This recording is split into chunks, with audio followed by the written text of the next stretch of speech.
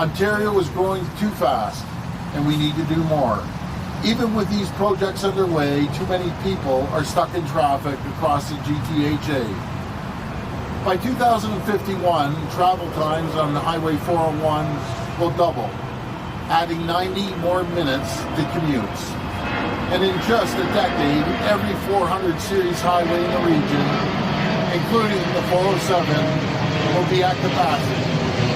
Drivers in Toronto area already spend 98 hours every year stuck in rush-hour traffic, when they'd rather be home with their family, spending time with friends and loved ones. Gridlock also costs our economy in the GTHA alone, lost productivity because of congestion, cost. The economy is $11 billion we lose each and every single year.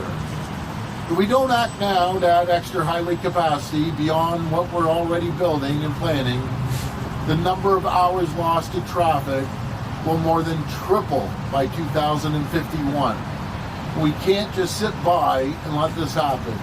We need to keep building. That's why today I'm announcing that our government is exploring the feasibility of a tunnel under the Highway 401. This tunnel would serve as a new expressway for both cars and transit, from Brampton and Mississauga in the west to Markham and Scarborough in the east, connecting with major roads and highways along the way. This tunnel and expressway will cut gridlock, support economic growth, and help get people moving faster. And of course, as we promised before, as we put in black and white in legislation, our government won't allow any new tolls on this or any other highway. Through this feasibility work, we'll figure out the best way to get this project done, including initial soil testing along the route, reviewing best practices from other jurisdictions, and getting a clear understanding of how this tunnel can fight gridlock and support the economy. I know this is an ambitious idea, and that some people will say it can't be done, or that we shouldn't even try. But these are the same people who oppose every project, no matter if it's the expansion of Highway 413, the Bradford bypass, doubling the size of our subway. It's no, no, no. Every proposal to get people out of gridlock and get our province moving, they say no. Friends, that includes Bonnie Crombie. She's opposed to everything we've done to make life cheaper and easier for drivers. She was one of the first people to support a carbon tax in Canada and continues to support the worst tax ever, the carbon tax. She said she'd raise the gas tax and take our 10.7 cents a litre away from the taxpayer and bring back road tolls and license plate sticker fees. As Mayor, Bonnie Crombie raised taxes every single year, the highest Mississauga has ever seen. And she opposed building Highway 413 from day one. And as sure as I'm standing here, there's no doubt she'll oppose this plan too. That's not how our government operates. We wake up every day asking ourselves how we can make life more affordable and convenient for everyday people. Today's announcement is a serious plan to get drivers out of gridlock. When it comes to building Ontario, our government is the only one with a real plan to get it done. I want to thank you, and may God bless the people of Ontario. Thank you. Floor for questions from the media. Please come to the mic and state your name and outlet. Just a reminder, the format today is one question and one follow-up. First question. Hi, Premier. Jessica from Mitchell. I want to know if you're going to be upfront with people about the potential costs of this so they have a chance to know that information before the next election. And why wouldn't I be upfront? And we're doing a feasibility study. So the feasibility study will come in and we'll be transparent. But I'll tell you one thing, we're getting this tunnel built. Okay, I asked why you wouldn't be, because you haven't been with the 413 and other projects. If you're going to be upfront with that, will you tell us right now what the projected cost for the 413 project is going to be? Well, again, as we're moving forward and we're building the 413, we've been pretty transparent on cost, and I'll get the exact number for you, but we're an open book. But the great thing is, we're actually doing something that no other government's ever done. We're building. We're building hospitals. We're building roads and bridges and highways, long-term care. We're building schools. We're a government that builds, because many governments before us didn't have the foresight to think of the future and see the population growth that we're seeing.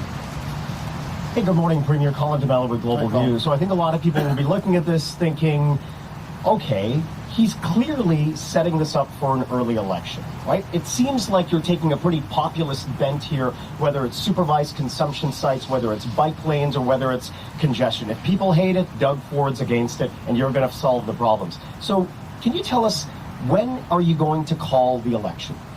Well, first of all, Colin, I totally disagree with you, because we've been building Ontario for 6 years. We've been getting shovels in the ground on projects right across this province. And this is just another project. And just look behind me, folks. Anyone on the 401, the gridlock is absolutely terrible. Busiest highway in North America. But we're going to give people convenience.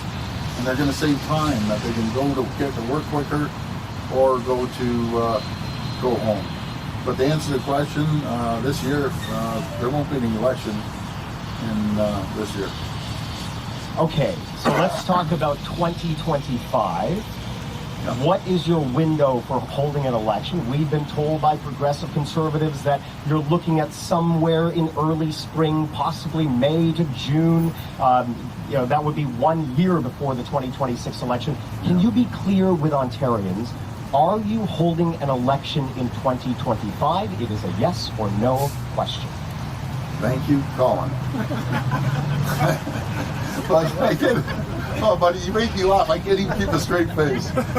It's a maybe. No, I'm only joking. We're going to continue building Ontario, getting projects done, and just moving forward. So let's stay tuned. But we're going to continue working hard for the people. Richard Southern, 680 News Radio. Good morning, Premier. I'm sure a lot of people are going to be listening to this. They're already responding to my tweet about it, saying, is the Premier serious? I mean, my question, sir, is your government hasn't been able to deliver a light rail line on Eglinton on time. Are you serious about building a tunnel under the 401, sir? Oh, I love this, Richard. Here we go. Okay, this is what we have done. 6 years ago when I came into office, we had a plan to double the size of transit. People like you, Richard, said it couldn't be done. Guess what? We're doubling the size of transit. We're adding 33 subway stations as we speak right now, and it's going really, really well right across the province. We're expansion GO service. People said you couldn't build hospitals. We're building 50 sites across the province. Actually, right here, right across the Toronto GTHA, we're building new sites over in Ottawa, down in Windsor, all around the province. So we're getting that done. Said they couldn't build long-term care homes. We're building long-term care homes. So all the negativity, the naysayers, the people that really dislike me or our government, they'll always say no. I say yes. Proof is in the pudding. We're getting things moving. We're getting shovels in the ground, 413. Watch this spring. You'll be seeing dirt fly all over the place. And we're a government that gets it done. As much as you don't like it, Richard, we're getting the job done. Nothing to do with me, Premier. Oh, it has something to do with you, my friend. But go ahead. Next question, please. I'm wondering if you can expand on your idea here. Are you envisioning a tunnel the entire length of the 401 or just certain sections? Tell us what your idea is, sir. Well, again, from Brampton and Mississauga all the way up to Scarborough and Markham. That's a feasibility study. We'll study, take a look at it.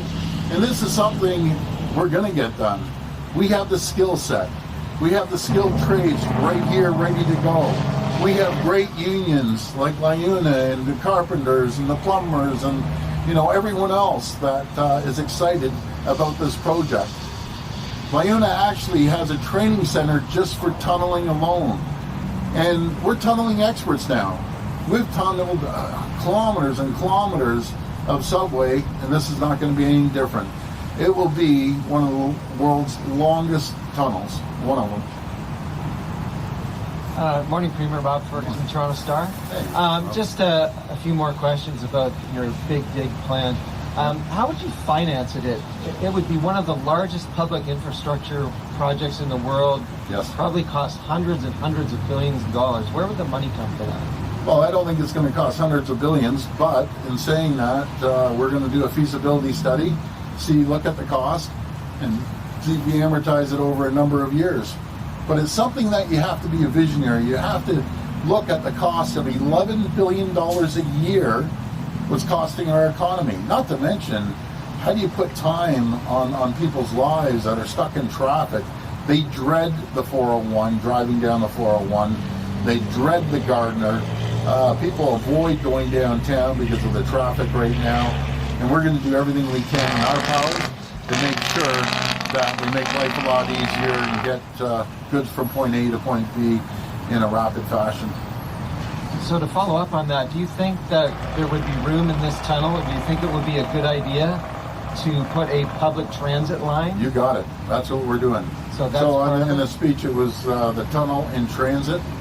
Wouldn't it be great, if we had tunnels going both sides in the middle where we have transit? It'd be spectacular.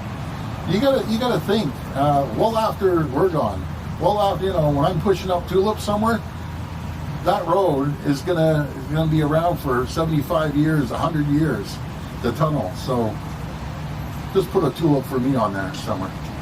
It's gonna be good. I'm excited about this because I know we can get it done because of the people we have here. It's incredible, and it's going to alleviate just a nightmare amount of traffic there. Hi, Premier. Lauren O'Neill from 640 Toronto. Hi, Lauren. I understand you're exploring the feasibility of building a tunnel. How long realistically do you expect this exploration process to take, and when is the earliest we could see shovels in the ground, let alone, a tunnel opening? Well, once a feasibility study is given to us, we'll have a better idea, but we want to move this as quickly as possible, get this done, and start moving. We'll be doing soil testing along the route, and then the experts will come back and give us an idea of time frame. And so my follow-up is a recent Ipsos poll showed that more than half of GTHA residents are actually considering moving away from the region due to traffic issues. That number goes up to 64% for people under the age of 35. What would you say to these people who are so frustrated that they want to move now and maybe don't want to wait for something new to be built? Well, help is on its way. Too bad the previous governments, and I'm not just saying the last government, previous governments, never thought of this. They didn't think about doubling the size of transit. They didn't think about building the 413. Even though, folks, the 413 was on the plans for 20 years and no government ended up doing it. We wouldn't be in this situation if the governments of the day had a vision, had the foresight to build additional roads. Our population is exploding faster than anywhere in North America. We are the visionaries. We know we can get the jobs done, and we're getting it done as we speak right now. Hi, Premier. Siobhan Morris, CTV Hi, News. Siobhan. Do you have a cost associated yet with this feasibility study? Well, that's why we're having the feasibility study. No, sorry. I'm asking just to do the feasibility study. Is there a cost associated with that? We're going out with the Minister of Transportation, and it's going to be internal, right? So the people are working already, but we'll get an exact cost. But these are people that work within the Ministry of Transportation and the Ministry of Infrastructure. So it's not that we're going out outside right now. Okay. You have called it a feasibility study, but your language is that this thing is being built no matter what. How can people have confidence then that the price will be justifying what you're doing, that there won't be environmental damage, all of those things, considering you're saying before you've done the research, it's being done? Well, again, what we're going to do is make sure we do that feasibility study, and we're just a government of action. We're a government that builds, and we're going to continue building, no matter if it's the hospitals or the highways and the roads. But this is costing the economy $11 billion a year. When the population continues to grow, by 2051, it's going to double the traffic. It's going to be a nightmare. We're the government that thinks of the future, that's going to build for the future. And we're getting this done like we've gotten other projects done. But you just look behind me. Anyone on the 401, it's a nightmare. You don't have to worry about speed limits on the 401, at least this stretch right here. because you're lucky if you get over 20, 30 kilometers an hour. Hi there, Lorenda Redikoff with CBC News. Hi, Loretta. Hi. Wondering about another highway project, the 413. Yes. In those documents that we obtained, some of the information there, it talks about your government looking into making expropriations of land faster and easier. Yep. Why should people be okay with their land being taken for that? Well, I guess no one's okay when you go in and expropriate it, but I want to make sure that they're treated fairly and they get a proper cost for their property. You know, we have to build. It's simple as that. And we're getting the 413 done in the Bradford bypass and other areas. You can't have a growing population, the fastest in North America, and sit back. It's up to some liberals of the NDP. Let's do nothing. Let's just be stagnant. Let's not build homes. Let's not build highways or roads. They're against everything. Nothing gets done, and that's the reason we're in the situation we're in, because the previous government did absolutely nothing. Zip, zero, zilch, nothing.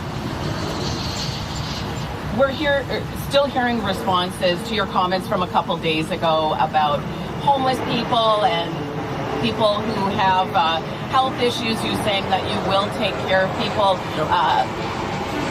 But we've been hearing for years, you've been hearing for years from people who are on disability saying they're not being taken care of, that it's not enough. So are you going to be increasing disability payments? Well, on ODSP, we actually increased it by 5%, and then moving forward, the rate of inflation. But I know people on ODSP that will work a few days a week. They're incredible people. My issue is very simple. We have 250,000 jobs available across all sectors. And I know in more densely populated areas like Toronto, GTHA, it's a little easier, unless you're way, way up in the rural area. If you're healthy, a healthy mind, a healthy body, you have to find gainful employment. You have to contribute. We're spending billions of dollars paying people that are healthy to sit at home. I don't want that to happen. We'll take care of the people that may have a mental health addiction or an addiction, a mental health issue, if they have a disability. I'm all in. Our government's all in. You're taken care of. The people that are healthy, that are sitting at home watching this right now, go to a fast food chain. Go to Amazon that's building, they have 36 sites in Ontario. They're hiring constantly. Like, get up and contribute to society. We can't keep paying billions of dollars. And 25% on Ontario Works, and I feel sorry for these people, the asylum seekers and the refugees. The government of Canada has to give them a working permit. It's taking 18 months to 2 years. They're living in the apartments up the road here, and they want to work. But guess what? They're costing the taxpayers of Ontario $1 billion. On Ontario Works, 24% of the people are refugees and asylum seekers. And again, these people want to work. They aren't lazy. They aren't sitting there saying, I'm not going to work, I want to collect. It's total opposite. I need a working permit from the federal government, and if we give it to them, we can get them out there working right away. This will be the last reporter. Morning, Premier Liam Casey with the Canadian Press. Hi. So the Boston Big Dig was announced in 1982, completed in 2007 at a rough cost of about $8 billion for 2.5 kilometers of a tunnel. This, by my math, maybe 50, 60 kilometers from Scarborough out to Mississauga. Do we have any ballpark? Can you give the public any ballpark of cost and timeline? Yeah, we're going to do a feasibility study. And the Big Dig, I went through Boston during that time numerous times. It was a nightmare. They had different firms working on it. They had old wires and pipes that they didn't realize. They were hitting frost underneath. That's not going to happen here. We're experts at tunneling. And once a feasibility study comes back, and then we'll move it forward. And I always believe, never take the tunneling machines out of the ground. Just keep tunneling, right? If it means we're doing a part in the next 5-10 years and continue expanding as we go, it's no different than a subway line. You do what you can, and then you expand from there. But get the shovels in the ground and start digging. And that's exactly what we're going to do. And people will be so grateful years down the road when this is complete, saying, thank God we have the tunnel. So, thank you, everyone. What? Oh, sorry. Go ahead. I apologize. Premier, come on, man. Sorry, buddy. I thought you had your second question. Go ahead. So what's the point of a feasibility study if you already say you're going to do it? Or is there a chance the feasibility comes back and it says it's going to be hundreds of billions, take 50 years? Would you pull the plug? Is there a chance you could say no? Oh, that's the reason but you asked yourself that question. It was a good question, by the way. The reason we're having a feasibility study, it's going to determine the length. If they're telling me 30 kilometers is X, 40 kilometers is Y, and 70 or 60 kilometers is another cost, let's take a look at it. That will determine the length of this tunnel. And that's why we're doing the feasibility study. But we're going to get the job done. Mark my words. Just like we got the subways going too. Thank you. This concludes today's press Thanks, conference. everyone. Thank you.